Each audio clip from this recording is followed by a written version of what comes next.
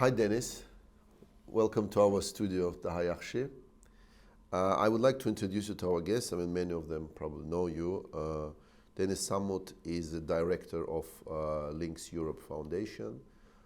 And I know you have been doing outstanding work in regard to, dialogue, not just in Armenia-Azerbaijan conflict, but also in Georgia. And you have been also awarded, and your work has been appreciated, internationally and in our region. Thank you for coming.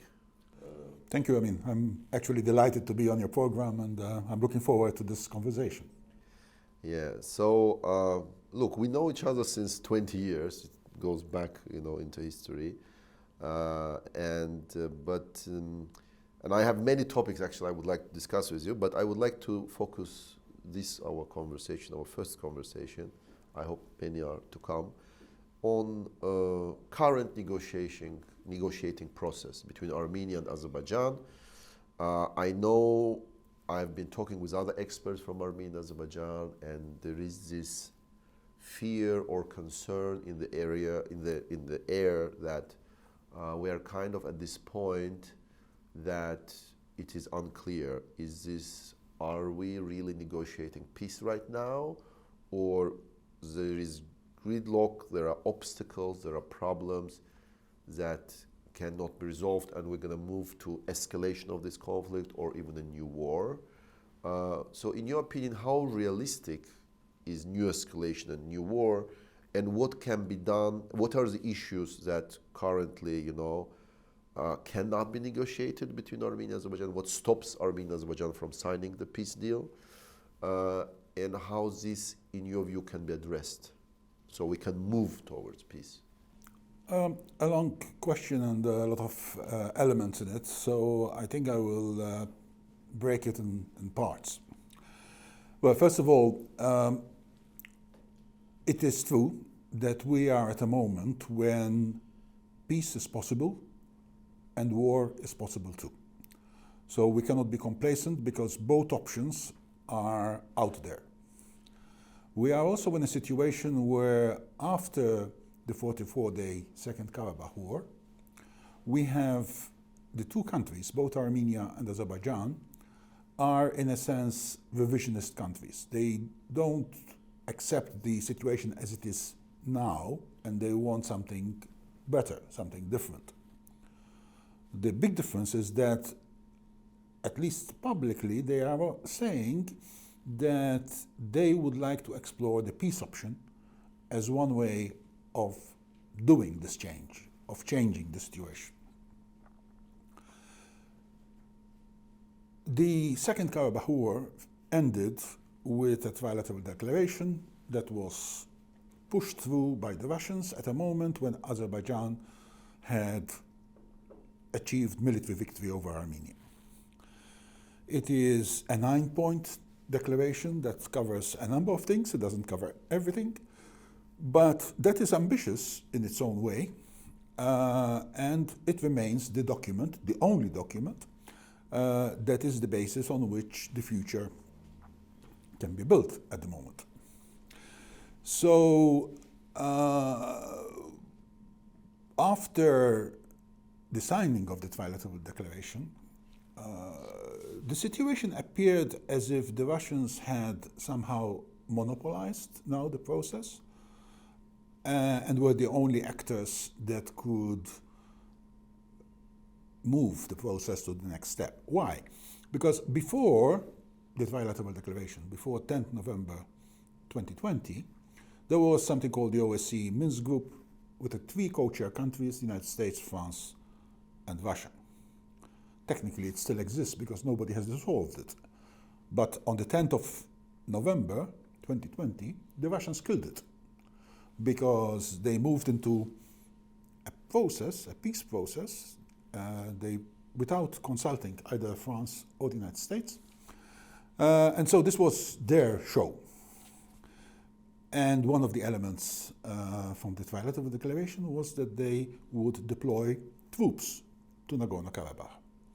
And don't forget, the troops arrived 24 hours after. This must have been one of the fastest troop deployments in the history of the world. It just shows how keen they were to have troops in Nagorno-Karabakh. So that was the situation on the 10th of November and for some months afterwards. Then the process started to implement the declaration, the 10th of November declaration, and very soon it became evident to both Armenia and to Azerbaijan that the Russians were not trying to move the process forward, they were trying to consolidate their position. So now it did not remain an issue of Armenia-Azerbaijan relations, it was an issue of how to manage Russia. And this was not a comfortable position for either Armenia or for Azerbaijan.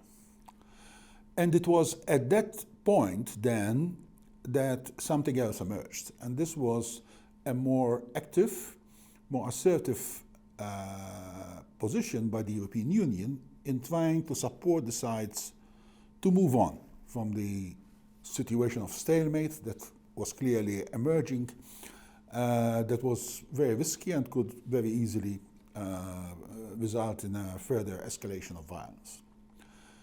And so in the second half of 2021, we had some low-key movement between Baku and Yerevan with EU mediation, and then in December of last year, nearly a year ago, we had the first trilateral meeting between President Aliyev and Prime Minister Pashinyan, facilitated by the President of the European Council, Charles Michel. So that meeting and the subsequent conclusions from that meeting changed the dynamic of the peace process completely, because now all of a sudden there was a second framework. And we have seen movement within that process. There have been several meetings subsequently between Aliyev and Pashinyan with the participation of President Charles Michel. And there has been a commitment to sign a peace treaty. Or let's put it like this, to sign a peace agreement, because a peace treaty may come later, a peace agreement can come earlier, because it may not be so detailed as a final peace treaty. And so over the last year, we've had all these negotiations going on, trying to move the process in this direction.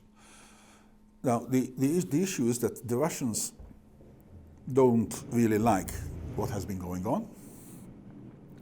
And they have been trying to create conditions or situations that would somehow change this dynamic and to return the negotiations back into their fold. So this is about sort of the framework, the international framework. But then what are the issues?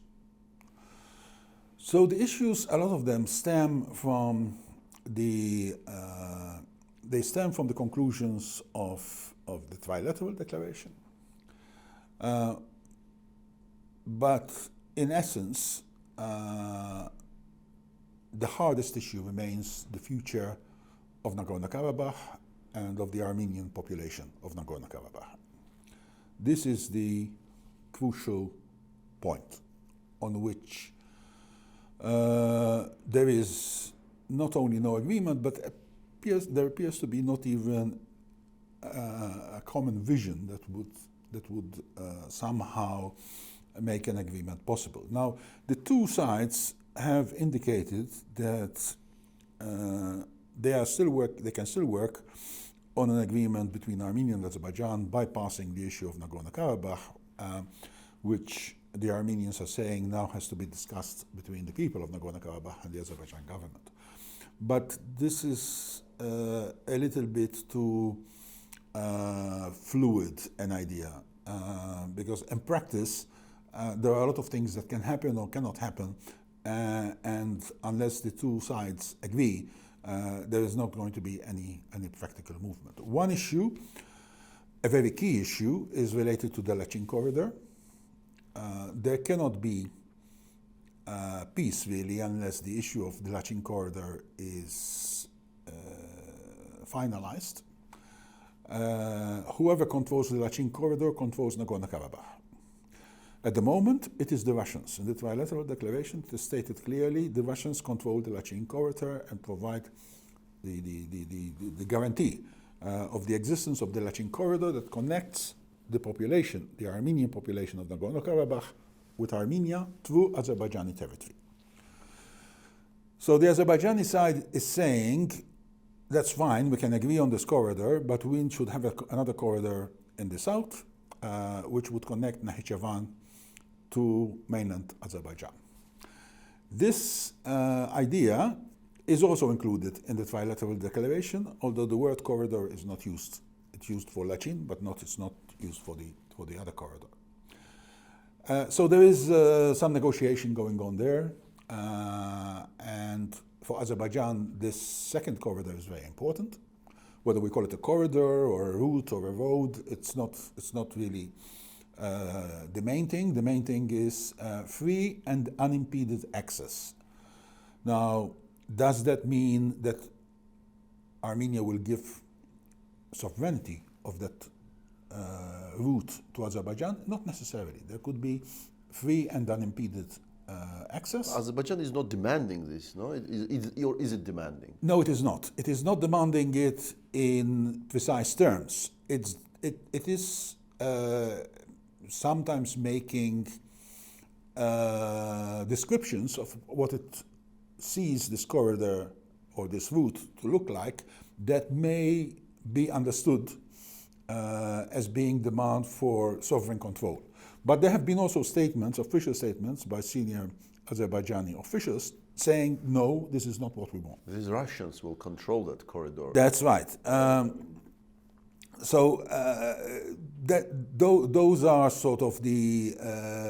Why would Armenia and Iran, for example, be concerned about Azerbaijan taking over sovereignty through this corridor if Azerbaijan doesn't demand this, and if it's clear and understood and agreed that it will be Russians who will control this? Well, it's already agreed that it will be the FSB that will control the corridor. Russians. So that is in the 10th November declaration. But there have been other statements coming from Azerbaijani officials that essentially, explain what Azerbaijan's expectations are from this route, and that has been interpreted as being a demand for sovereign control. But as I said, there has also been subsequently clarifications by Azerbaijani officials that is not required, that is not what is being requested. But in any case, what the Azerbaijani position is reflects the idea that Lachin and the southern corridor are somehow connected, that you cannot have Lachin if you don't also give, on the other hand, the southern corridor. So that is one important issue because obviously if you take the land connection between Nagorno-Karabakh and Armenia, Nagorno-Karabakh, anyone living in Stepanakert will not have the possibility to conduct a normal life unless it is with Azerbaijan itself, but not with Armenia. The second issue is then related to the issue of the status of Nagorno-Karabakh.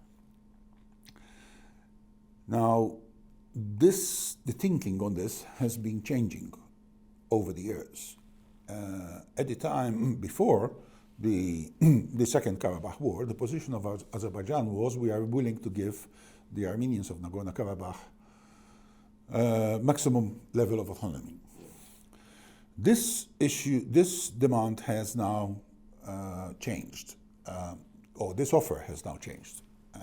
And when I asked on several occasions Azerbaijani officials why, it was explained that that was a situation where Azerbaijan had lost control over whole chunks of territory around Nagorno-Karabakh. It was a realistic offer to be made at the time, But the Second Karabakh War has changed the reality, and now Azerbaijan is not looking at giving Karabakh Armenians autonomy, because that could be the basis for future problems and future demands for secession. But instead would assure them and give them guarantees for safety and security and for equal rights within Azerbaijan as with the rest of Azerbaijani citizens. This, I think, is an issue that is going to take some time to negotiate. I don't think it's going to be a black and white issue, so I don't think that obviously Nagorno-Karabakh is going to become an independent country. But on the other hand, I don't think it's going to become simply a province of Azerbaijan like Sheki or like Ganja. It will have to have some kind of other characteristics simply because these conditions are different, but also because there is, nobody can deny, a very heavy historical baggage that needs to be managed. You cannot just erase history like this as if it hasn't happened. It has happened.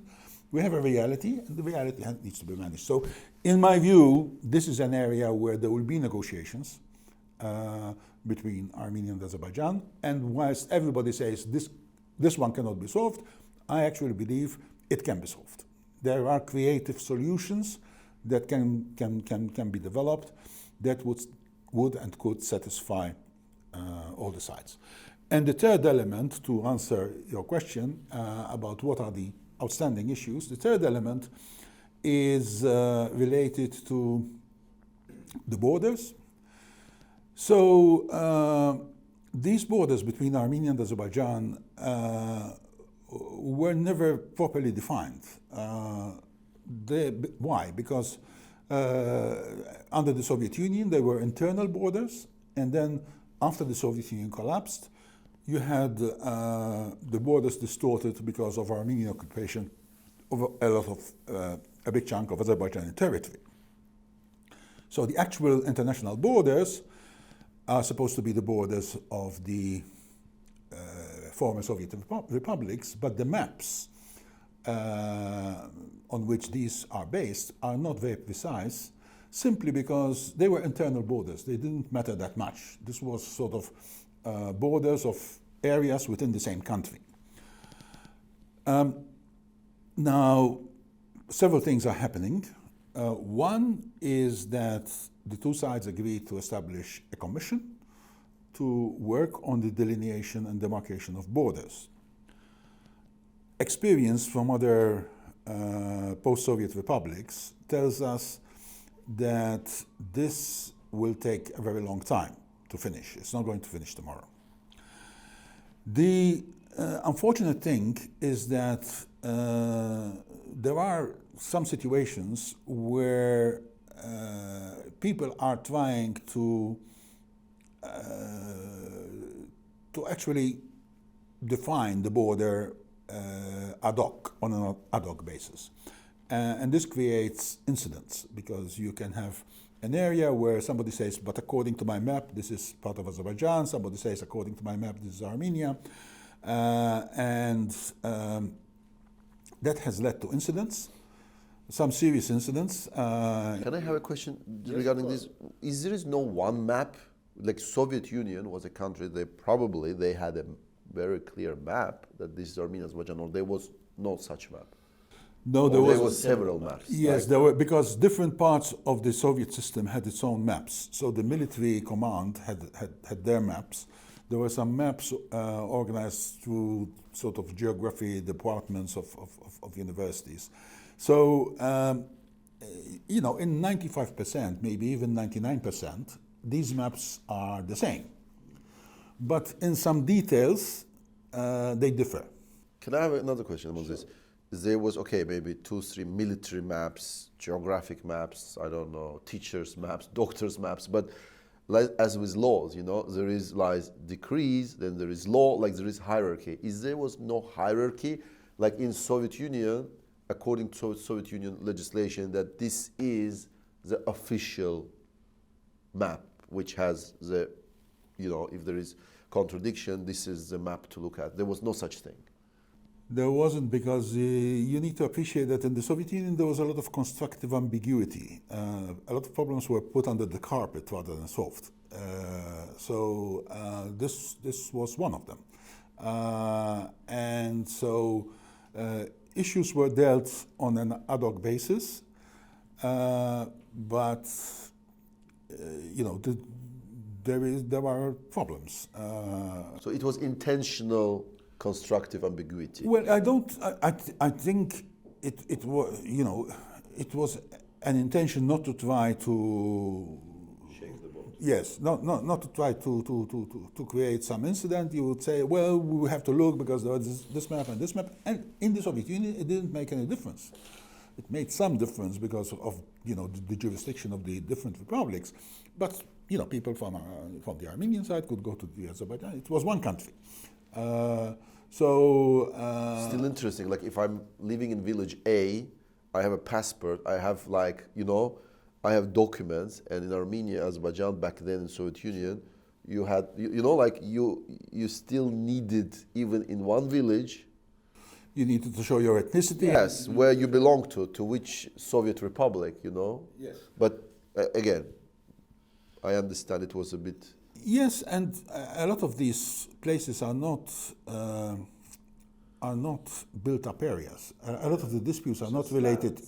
Everybody knows where the areas where people lived sort of are. There are even some oddities, like sort of an Azerbaijani village within Armenia, or an Armenian village within Azerbaijan.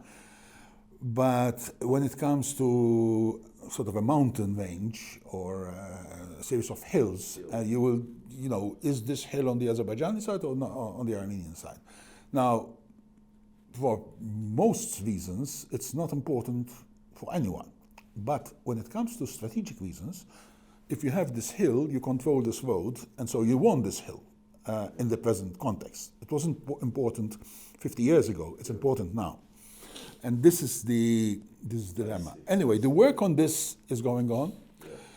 And the other work that is going on is to try to minimize the incidents, because this work is not going to be finished quickly. And it is important that,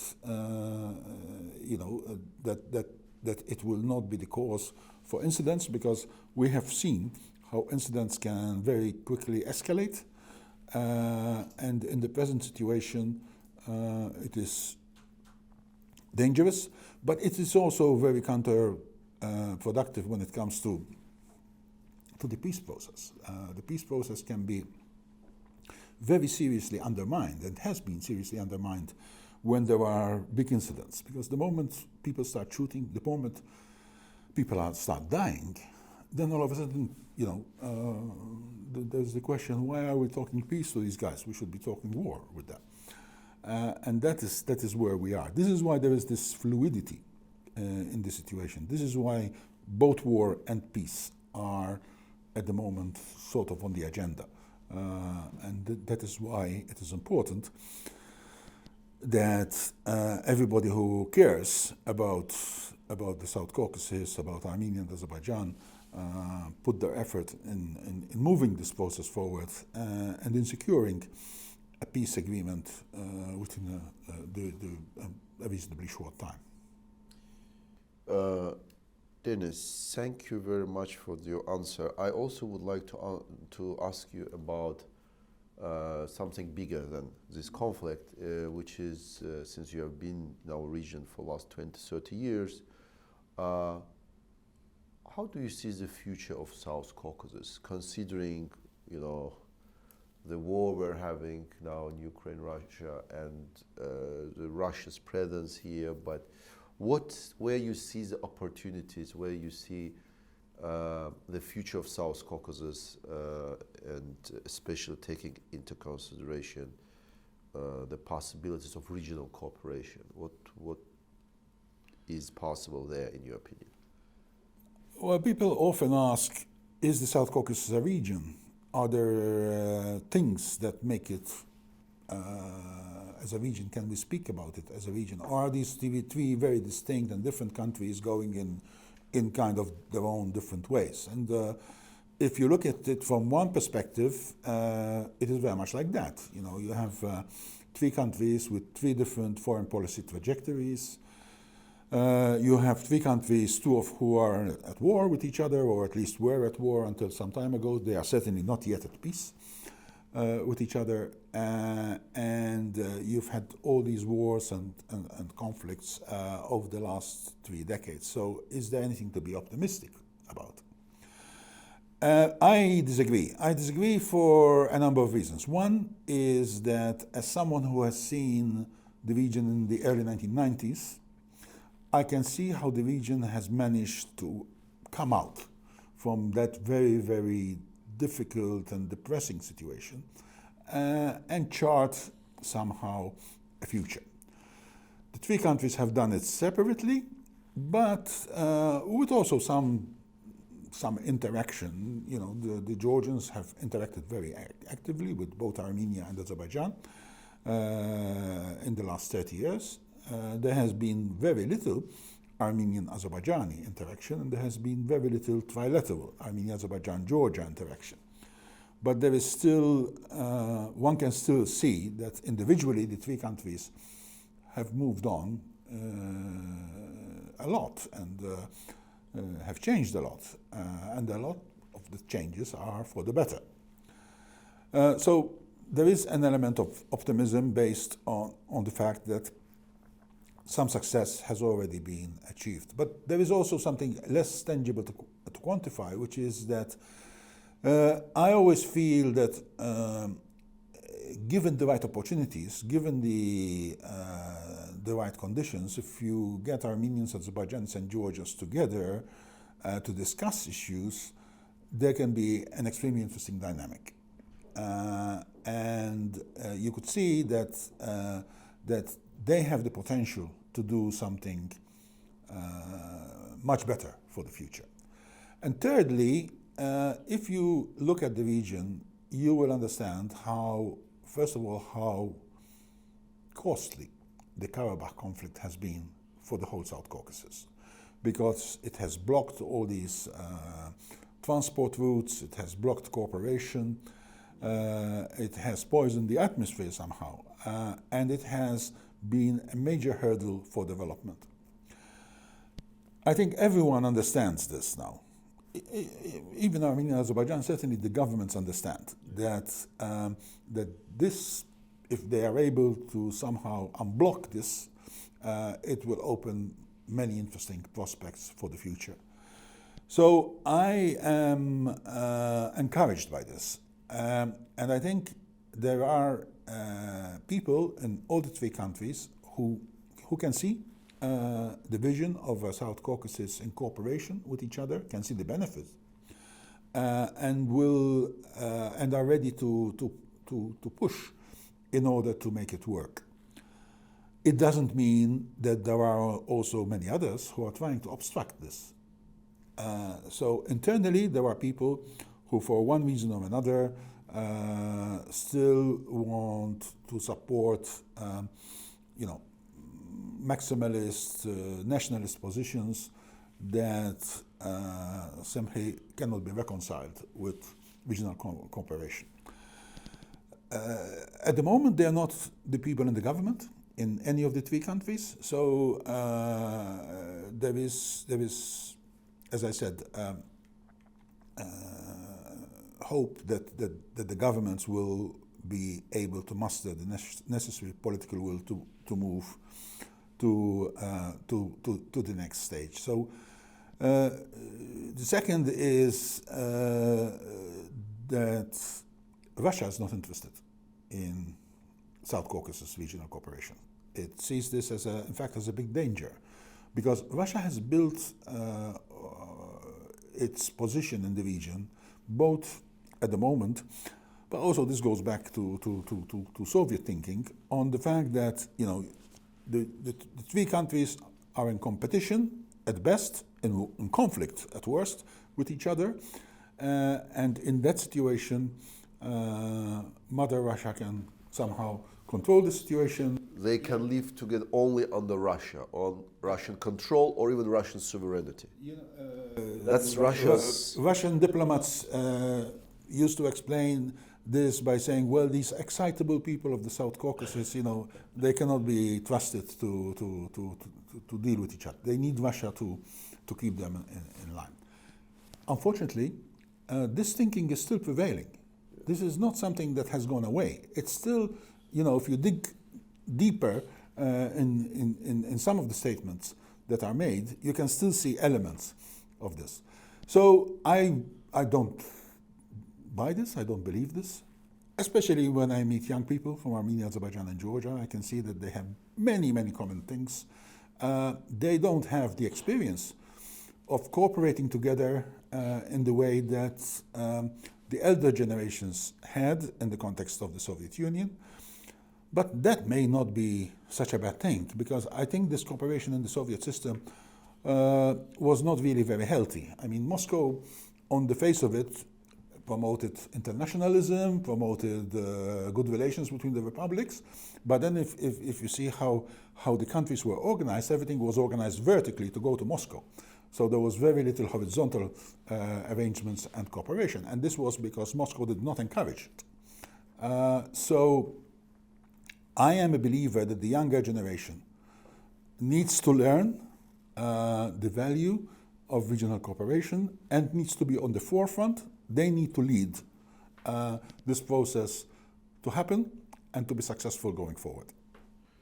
Dennis, thank you very much for your time, and I hope that in the future we'll meet more often in our program and talk about different aspects of development, both in Armenia, Azerbaijan, and the region, but also hopefully, we'll follow up our conversation on Azerbaijan-Armenia dialogue. Thank you very much for... Always a pleasure, Amin. Thank you very much.